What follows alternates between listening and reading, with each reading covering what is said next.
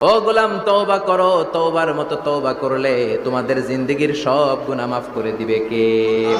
কুল ইয়া ইবাদিয়াল্লাযীনা আসরাফু আলা আনফুসিহিম লা তাকনাতু মির রাহমাতিল্লাহ ইন্নাল্লাহা ইয়াগফিরুয যুনুবা জামিআ ইন্নাহু হুয়াল গফুরুর রহিম। সুবহানাল্লাহ পড়েন। আল্লাহ ডেকে বললেন, গোলাম, যারা জুলুম করেছো, নফসের উপর জুলুম করেছো, অন্যায় করেছো, পাপ করেছো, আমার রহমত থেকে নিরাশ হয়ো না। ক্ষমার মতো ক্ষমা চাইলে আমি তোমার জিন্দগির সব গুনাহ ক্ষমা করে দিতে পারি। চিল্লায় বলেন ঠিক কিনা? এজন্য মুমিন কখনো নিরাশ হয় না। আবার আল্লাহ বললেন, লা তাইআসু মির রাউহিল্লাহ, আমার রহমত, আমার দয়া, আমার ভালোবাসা থেকে নিরাশ হয়ো না।